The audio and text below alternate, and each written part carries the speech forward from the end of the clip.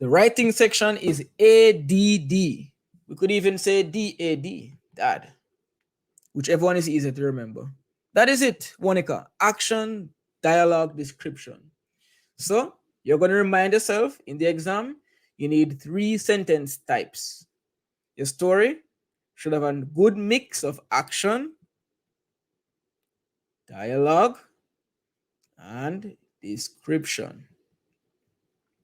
So while you're writing, ensure that you have a good balance. Not just description, nobody talking, nothing happening. You need a good balance. A good story has a good mix of action, dialogue, and description, the 3 sentence types.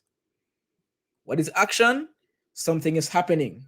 A fight is happening, a shootout, a car chase. What is dialogue? People are talking. Someone is thinking. Conversation is happening. What is description? Use of imagery. You're describing the scene, the setting. You're describing emotion. You're describing a character. You're describing even an action. Now, does it mean I need to write action sentence, dialogue sentence, descriptive sentence? Guess what? If you're an advanced writer, you can have 1 sentence that have all 3 or 2 out of the 3. You can have a sentence that have action and dialogue. While people are talking, they're fighting. That's fine. You can have description while action is happening. You're vividly describing the action. However you want to mix and twist it, your story must have a good mix of action, dialogue, and description. Right? If any one of these is lacking, your story is not balanced and it's not going to feel complete. If you read a whole story and nobody says a word in the whole story, no dialogue, is it really a story? Not according to CSEC. Right? If you write a whole story and there's no action, it's a boring story. If there's no description, then the reader cannot visualize anything, cannot relate to anything. All right? So that's why we have ADD here. So now I'm going to use this plan that I have and write a story. As I've said before, I've already written my story under exam conditions. So I'm gonna just rewrite what I already have and go through the thought process. The stained wooden chair creaked beneath Marlon as he sank into it. That's my opening line. What type of sentence is this? Yeah, it's a descriptive sentence, right?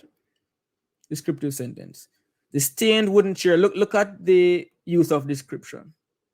As I go through, I'll highlight a couple of words and techniques.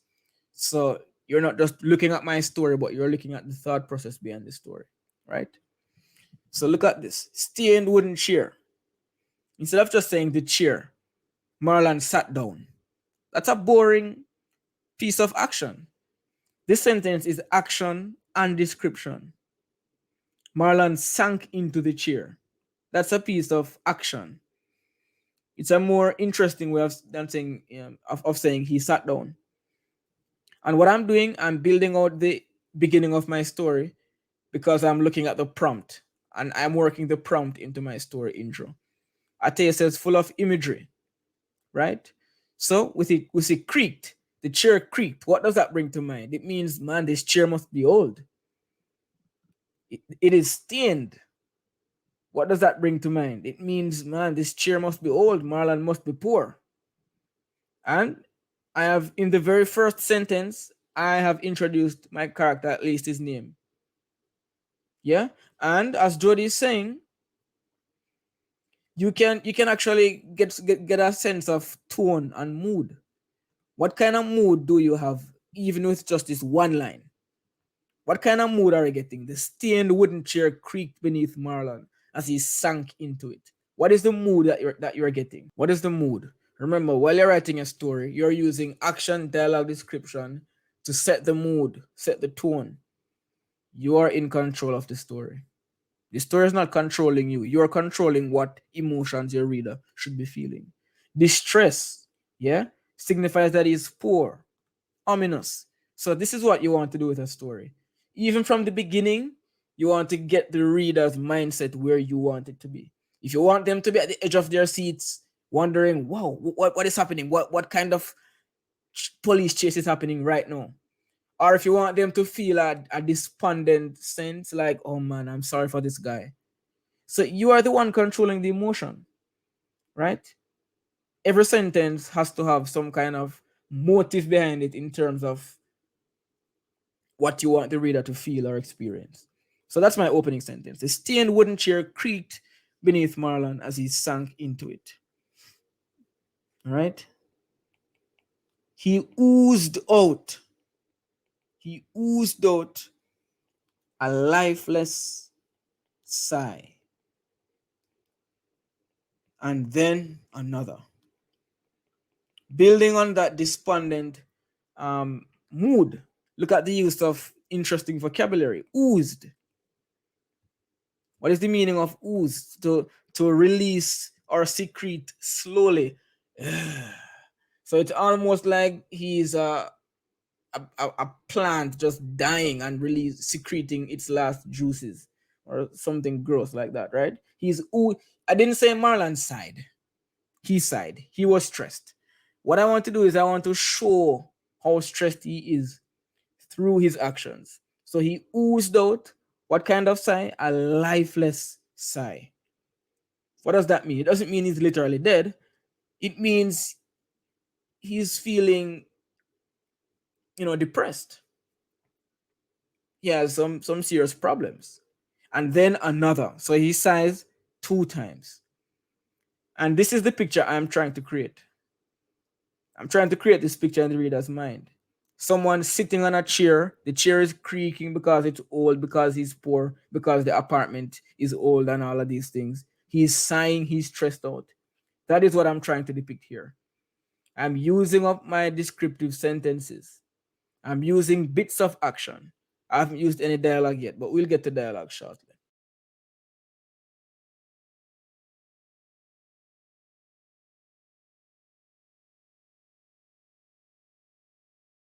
So this is kind of my exposition. The exposition is almost done. The beginning is almost done. All right. He oozed out a lifeless sigh, and then another. The bills and this should be notices, not noticed. The bills and notices had outgrown their station at the table, on the table, and were now littered about the cramped apartment.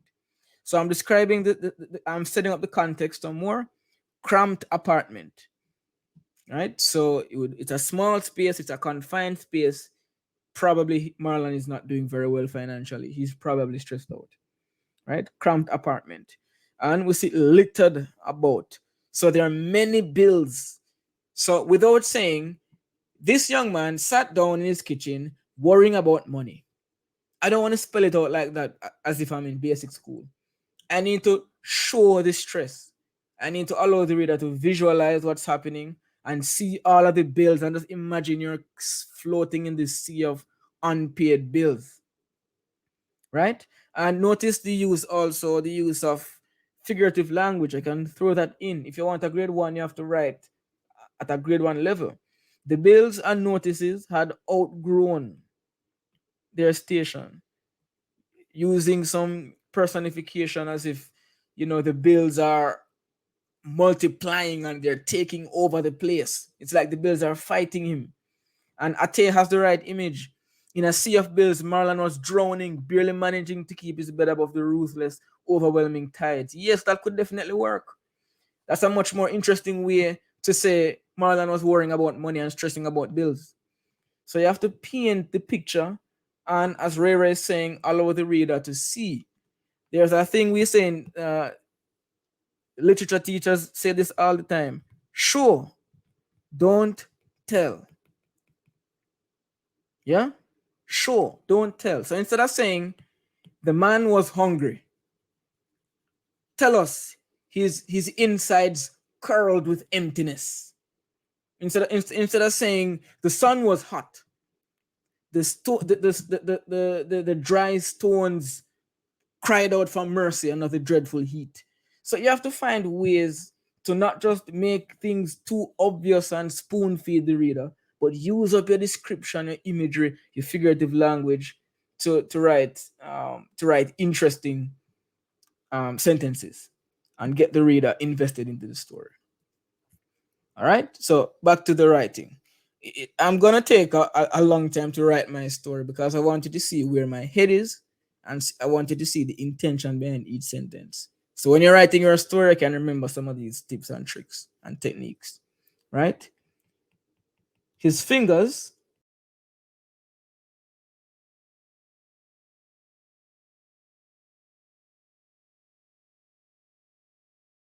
His fingers, just by reflex, sifted through the letters and envelopes as he loosened his red tie roughly.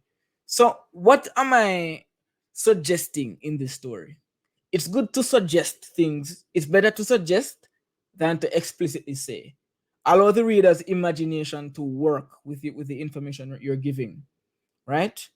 Allow the reader to see and to journey with the story rather than saying, okay, this happened, that happened, this is how this person was feeling. Because that's a boring story. And the marker is going to fall asleep. Right? So, what do you think I'm suggesting with this last sentence here? His fingers just by reflex. Why did I mention by reflex? He has been broke for a long time.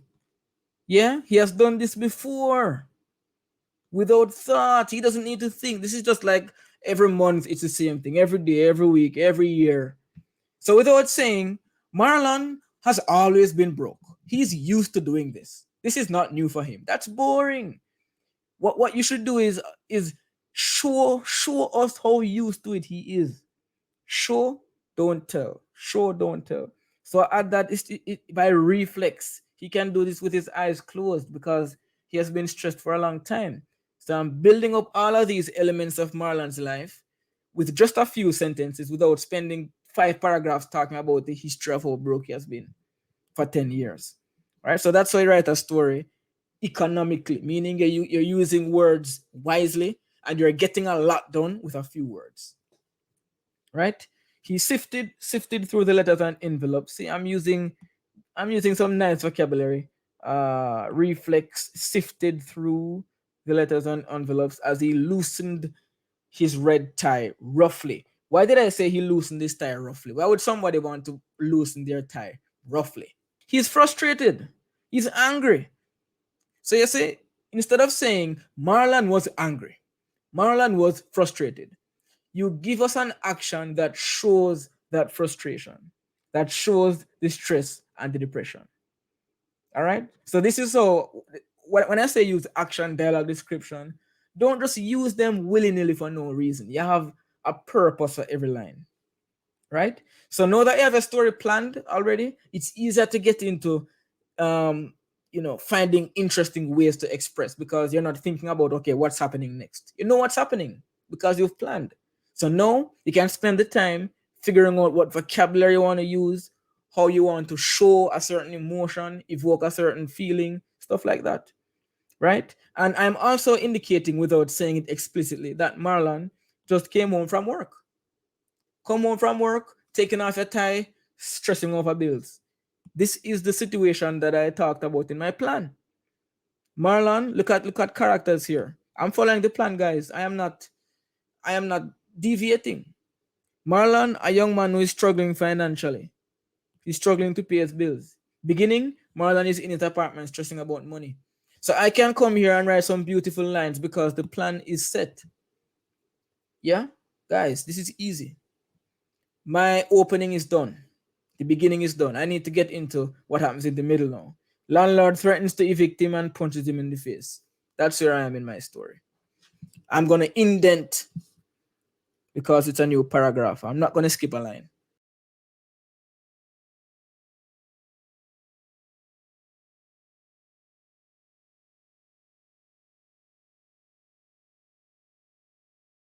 All right? What are you getting from this sentence? This may as well be a noose around my neck. What is a noose? I'm telling you, your vocabulary better be able to handle these words. What's a noose? Do you know what a noose is? Oh, there we go. There we go. Tay says he's suicidal. A loop at the end of a rope that tightens. So this man is taking off his tie and saying, "My gosh, this might as well be a rope." That is how depressed he is. He's in a state where he's looking at his work tie, and it's like his job is killing him off. He wants to die. Without saying, Marlon felt like he wanted to kill himself that day.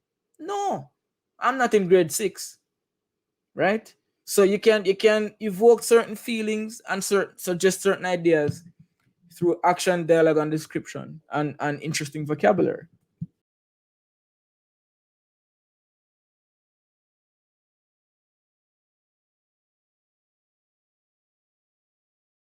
As his vision hazed, so we can see the exhaustion, the fatigue taking over Marlon. His vision is getting blurry. In the movies, sometimes they say like the screen just fade to black or fade to white. That is the image I am evoking here. His vision hazed on all of these vile papers. I said the papers are vile. More personification, saying, really indicating that Marlon is fed up with the bills, right? And all of these papers just turned into a sea of white, also indicating how Marlon is giving up, right? I'm gonna add a new paragraph here. Action time. Marlon jolted up, to jolt up, to spring into action. Instead of Marlon got up suddenly. Yeah, I use a word that indicate that. Marlon jolted up. His eyes darting around. Marlon jolted up. His eyes darting around the room.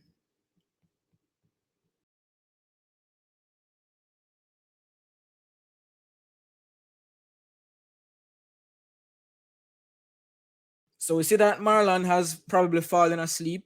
He comes home from work, takes off his tie, stresses over the bills, which he does all the time. And now he jolts up. Bam! So I have a contrast happening. We go from this melancholic feeling to a sudden burst of action, right? He jolted up. So pay attention to such vocabulary that you can use in your stories. His eyes darting around the room. So he's panicking. Hey, what's going on? What's going on? Hard bangs shook the frail floor. Why is the floor frail? Because he's in an old place and I want to keep hammering that home. He's in an old apartment and almost broke the door down, right? So Mikai can imagine what's happening. This must be the landlord coming to collect his rent, right? So I am setting up the scene. I am getting Marlon in this mood of panic and confusion, so the reader can be anticipating something. The reader doesn't know who is banging or what they want, but they know it's not going to be pretty. They know it's not going to be a friendly conversation. All right. So now I'm going to introduce some dialogue. Whenever you introduce, okay, let me talk about dialogue for a moment. Dialogue punctuation. Let me zoom in here. Whenever you introduce a line of dialogue, so whenever a new person is speaking, you enter a new paragraph. No matter what, you enter a new paragraph. So here, Marlon is speaking to himself. I enter a new paragraph. This may as well be a noose around my neck. At the end of the piece of dialogue, you punctuate within the quotation marks. Here I have a comma. And then I end here and I finish up the dialogue with he said or something like that. So that's how you write dialogue. You enter a new paragraph, you open your quotations, you punctuate within the quotation mark. Who is it?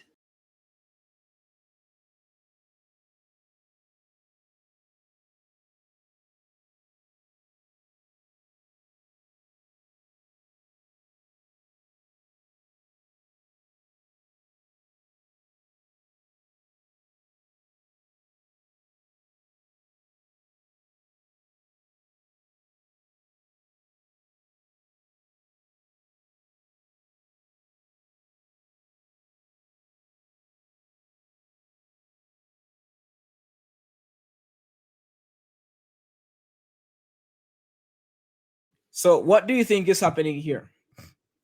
What am I doing here? And why am I doing it in the story? So first we have a knock at the door, right? Someone, not just a knock, a bang at the door. And Marlon is panicking. Who is it? Who is it? But before he gets a response, he looks at the clock and realizes he's late for work.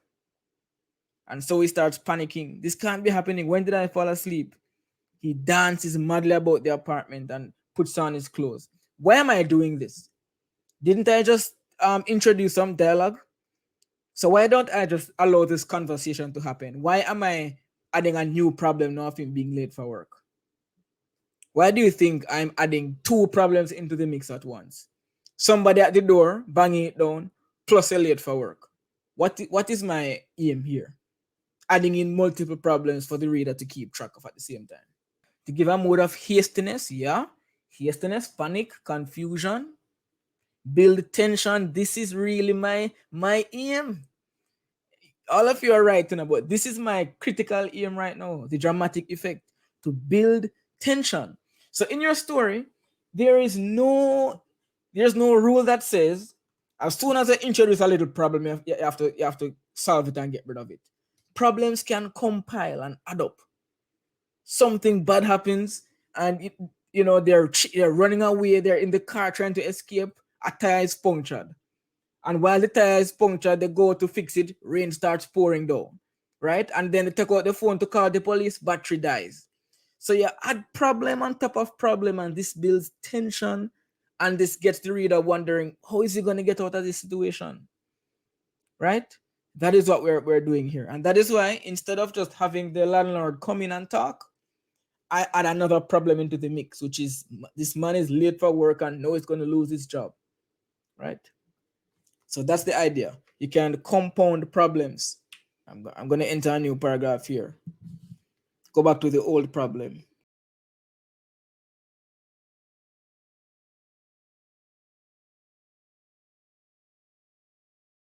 Notice all of the action words. Nobody's doing anything gently or slowly. Shoved. He shoved the door open, just as he roughly took off the tie, right? Because I'm maintaining this mood of anxiousness and panic and stress and frustration. So all of the actions are going to reflect that mood. How strange would it be if I said Marlon gently opened the door, right? So Marlon shoved the door open. What do you guys think is going to happen next when he opens this door?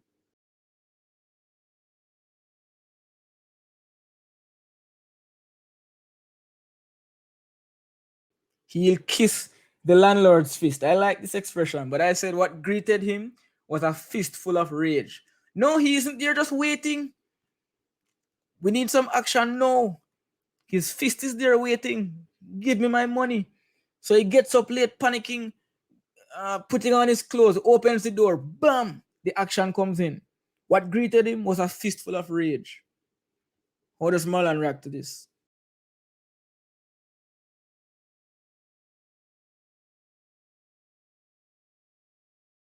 He staggered back and hit the floor, his breath shocked out of him. Dialogue, so new paragraph.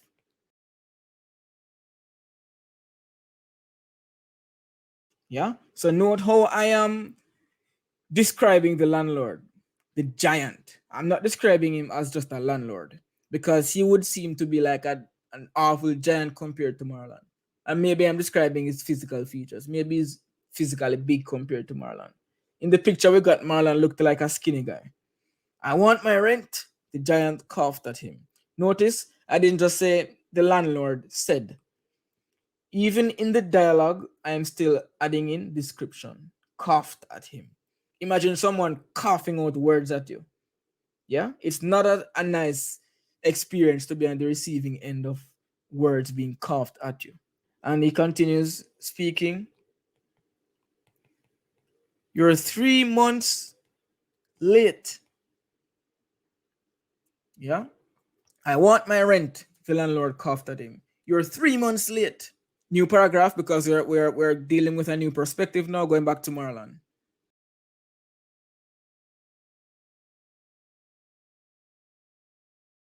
And because we started the paragraph with Marlon, we're able to continue with the dialogue from Marlon. And we're going to describe how Marlon is saying it, and Marlon is going to say it meekly because he's embarrassed and weak in the face of this landlord and his big raging fist. You'll get it today, he said meekly. Because remember, he's still trying to get ready for work. Yeah, I could use barked or bellowed.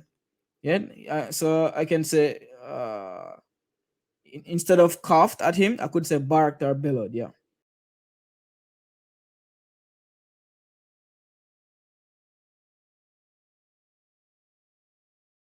Please, I'm late for work. If I lose my job, you won't get your rent. I'm going to add in a little bit of description and action now.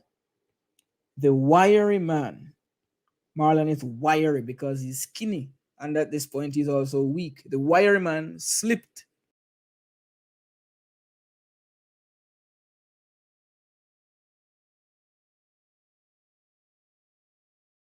straightening his tie as he ran. And while he's running, the landlord is still speaking behind him. My rent. And I'm going to use all caps. Tonight. He heard the landlord rage behind him. Yeah. So the conflict of the story is fully developed now. This landlord needs his rent and he's not playing around. He's not messing around. Marlon needs to get this man's money. And note, I am being consistent in how I am describing the characters. The landlord is this big giant guy who is, coming at Marlon for his money. Marlon is weak, stressed out, nervous. He's skinny, he's wiry, he's wriggling on his shoes, he's running away from the landlord. And so we have this setup of like the underdog where the reader just wants Marlon to somehow find a way to overcome the landlord or pay his rent, right? So I'm trying to get the reader interested and invested in the characters, especially in Marlon. I'm halfway through this story, I'm halfway through this story. So looking at the plan, in the exam, I would be looking at the plan as I write, right? Looking at the plan, I'm keeping track of the conflict. Marlon, this man needs money urgently because he needs to pay his landlord. I have finished up the beginning. I've finished up the part where the landlord punches him and Marlon is late for work. I've finished up that part. So I have one more piece of the puzzle for the beginning, for the middle part. He helps an old lady in the street. So now I need to focus on getting Marlon into the street, helping an old woman. So I need to maybe stop and think for like a minute or a few seconds to come up with a situation that could really happen. So Marlon is now running out of his apartment, escaping the landlord, late for work, panicking about rent, and I need him to somehow help an old woman. How do I connect these two things? That's what I need to think about now.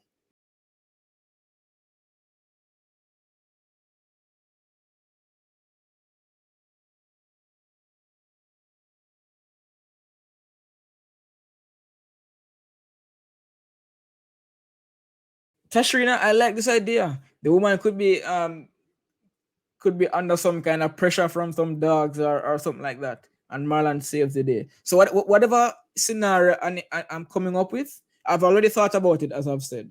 I'm not pulling all of this out, on the spot. I've thought about this before, but I need to come up with a scenario in which Marlon is going to help this woman, right? So she's crouched down in the middle of the road, obstructing a black SUV.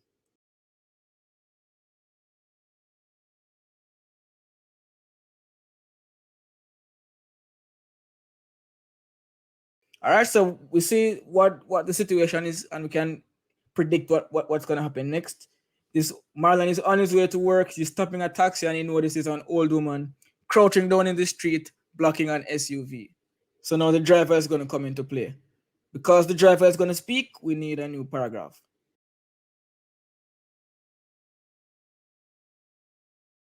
Get all, and I can say outer, even though it's not proper English because I'm using dialogue. I would never use this in description. In dialogue, you can do whatever you want, but not outside of dialogue. Get out of the road, the driver yelled. If a new speaker comes in, you have to get a new paragraph. If you were typing, then you would likely skip a line each time a new paragraph happens. But you can't just indent for CSEC. Hey, respect your elders, man.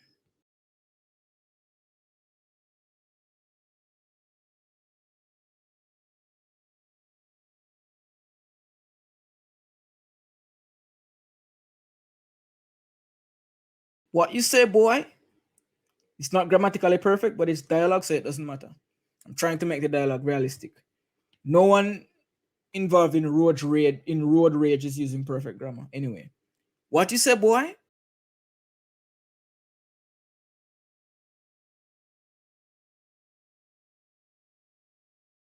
This says 20 marks, but it's not real. It should be 20, 25 marks.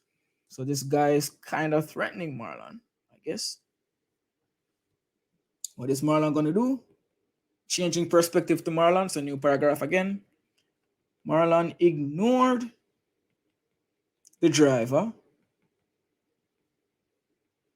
and reached down. Need to add in some description to the jittering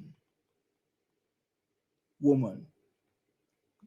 Why is the woman jittering? She's old, she's shaking, and I want to paint the picture of a woman who needs to be rescued, right? The jittering woman. He gently, and this is the first gentle thing that has happened in this story, he gently took her across the road. All right. So basically, I have completed the middle of my story. He helps an old lady across the street. All right. So Marlon is in his apartment stressing. That's done. The landlord threatens him. That's done. He is late for work. That's done. He helps an old woman in the street.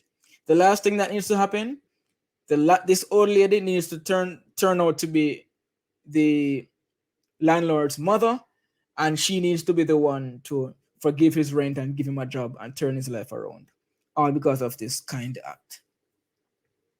Right? It's a simple plot. You might say it's cliche. I'm not sure if it is, but for CSEC, there you can't go in there and do anything crazy anyway. All right. So he gently took her across the road.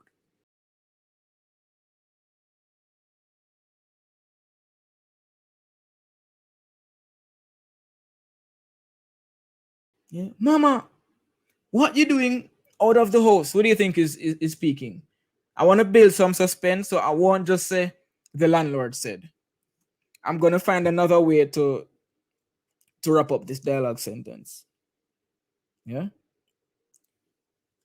a familiar voice called out.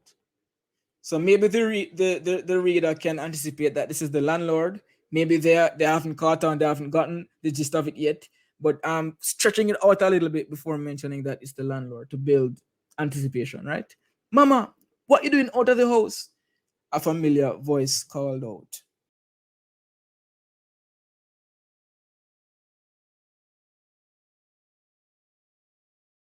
And then the woman is going to speak. So a new paragraph. Son, this makes it obvious that the person who called out is the mother's, the woman's son. Son, this nice young man,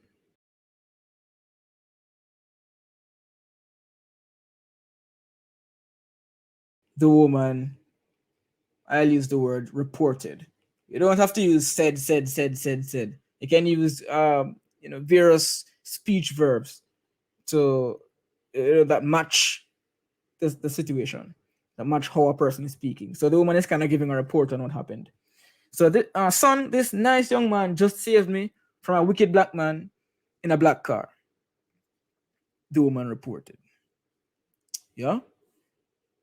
So she's saying, this man This man just saved me. Uh, can do some more description. Her voice quivering. So I'm building on descriptions. I said that she was a jittering woman earlier on. I used jittering somewhere. Uh, this old woman, she's I'm building on descriptions, right? Elderly woman crouching down in the middle of the road. The old woman could barely move. Jittering woman. So I'm continuing that description. So the image that I've set up for the woman, the reader can continue visualizing that same woman. You know, the woman can't just jump up quickly and be alert all of a sudden, right? It's the same woman. So her voice is quivering as vigorously as her hands. So maybe she's nervous or maybe she's just always shaking. And this is where things are going to come full circle. And I'm getting into the ending of my story. So Marlon recognizes the person now with a gasp. He's frightened that this is the landlord. And the landlord is just now recognizing him as well. Marlon? They're recognizing each other. You know that moment in those shows where two characters finally, you know, their eyes make for they recognize each other, and you have that epic moment of recognition. That's what's happening here. Landlord, Marlon said with a gasp. Marlon, new paragraph again. What a small world. Who do you think is speaking? The woman exclaimed. Right? She's surprised that this random man who saved her happened to be a tenant of her son. So, what a small world. And then she says something. As long as I walk and talk, a more interesting way of saying, as long as I live, as long as I walk and talk.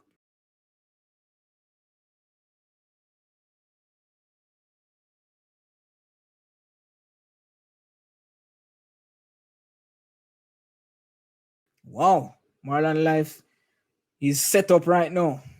Put him in the best apartment we have. How do you think the landlord is going to respond? What can you say to his own mother? Yes, mama.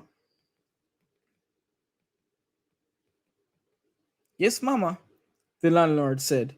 But guess what? He isn't very happy about this, you know, scowling.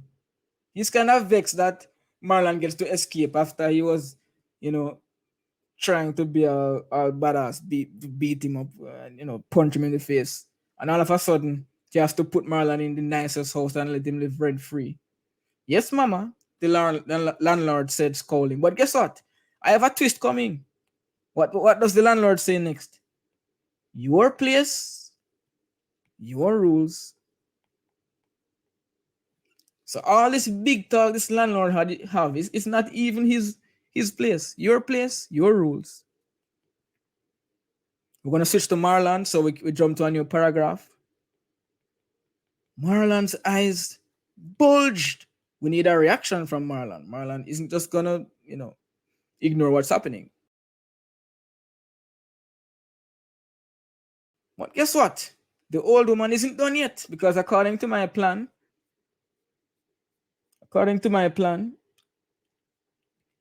Marlon is gonna get a good job out of this whole situation. So we're not even done. Marlon's life is going to change for the better. We need change in this story. We need change. Uh, Amran says flabbergasted. That's a nice word you could put here. Marlon was flabbergasted. So, but instead of saying he was flabbergasted, I wanted to show it. And so I mentioned that his eyes bulged. So the reader can then infer that he is flabbergasted. Marlon's eyes bulged. What? Are you joking? And the old man is going to continue speaking. And we need one more.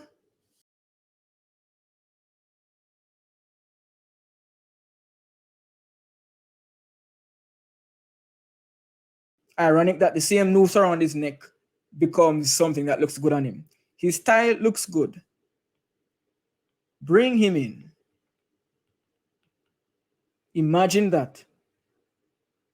This same tie that he wanted to use to hang himself is what gets him this job, right? It's not really the tie, of course. It's the kind act that he did. So this woman says, "All right, move him into the nicest place we have, and plus he's going to live rent free. Plus we need another property manager. So bring him in, give him the job without checking a resume, without knowing anything, any background on Marlon. This old woman just wants to, you know, return the favor to this young man." And we're going to end with a piece of dialogue from the landlord. "Your business, your rules, mama." And my story ends there. This is around 450, maybe 480 words. So before we do a final analysis of this story and the different sentence types and grammar structures, what do you think? What is your general impression of the story? I get the panda approval, so it must be great. Yeah, looks good. What is a real good? Yeah, you love it. And it's not a complex story, is it? It's not a complicated story. And I didn't have to think about exposition, rising action, climax. All of those things fell into place because of the planning I did. So if you plan this story beforehand, you can spend time working on the actual expression. How do you express the thoughts? Because I already know what thoughts you want to express. Yeah. Marlon, get through. Yeah, Marlon, get through. Get through, boy. Marlon got through all the way through. Yeah. And so let's look again at the four C's to see if we have everything in place, because we're going to use the four C's as like a checklist as we write to make sure that we are giving CSEC a proper and a well balanced and a fulsome story. Characters, we have a character in the story, good. Conflict, we did explore the conflict of Marlon needing to pay this man rent because he's getting punched in the face, and maybe next is going to be a bullet in the leg, right? Who knows? We see a change because Marlon, his whole life changes. He can now live rent free. He no longer has to worry and stress about a job or living in a old stinky place. And the context is there. The story happens at Marlon's house and in the streets, just those two places.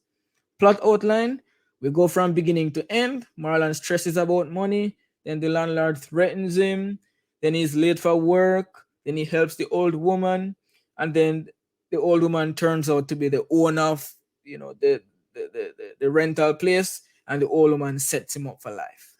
All right, let me read the whole thing once. The stained wooden chair creaked beneath Marlon as he sank into it. He oozed out a lifeless sigh, and then another. The bills and notices had outgrown their station on the table and were now littered about the cramped apartment.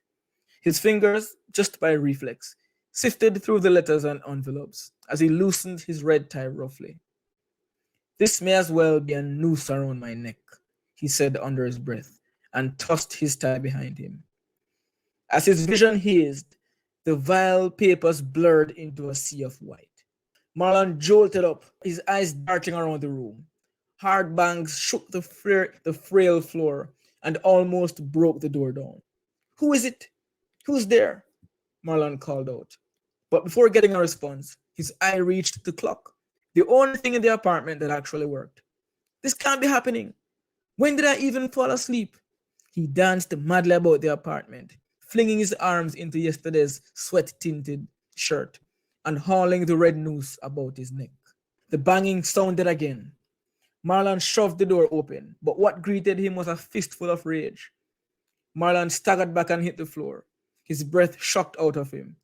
"I want my rent," the giant coughed at him. "You're 3 months late." Marlon got up, shaking. "You'll get it today," he said meekly, wriggling his shoes on. "Please, I'm late for work. If I lose my job, you won't get your rent." The wiry man slipped past the landlord and took off, straightening his tie as he ran. "My rent? Tonight?" he heard the landlord rage behind him. As Marlon threw his hand forward to stop a taxi, he noticed an elderly woman crouching down in the middle of the road, obstructing a black SUV. The driver slammed his horn obnoxiously, but the old woman could barely move. Get out of the road, the driver yelled. Hey, respect your elders, man, Marlon said, and shuffled over to the woman. What you say, boy? You know who you're dealing with? Marlon ignored the driver and reached down to the jittering woman. He gently took her across the road. Mama, what you doing outside the house? A familiar voice called out, getting the attention of Marlon and the old woman. Son, this nice young man just saved me from a wicked man in a black car, the woman reported, her voice quivering as vigorously as her hands. Landlord, Marlon said with a gasp. Marlon? What a small world, the woman exclaimed. As long as I walk and talk, this man must never pay another month's rent and put him in the best apartment we have. Yes, Mama, the landlord said, scowling. Your place, your rules. Marlon's eyes bulged. What? Are you joking? And we need one more property manager, she continued. His style looks good. Bring him in. Your business, your rules, Mama. Yeah, so that's my story for this paper. May, June 2018. Yes, I did my best with the voices now.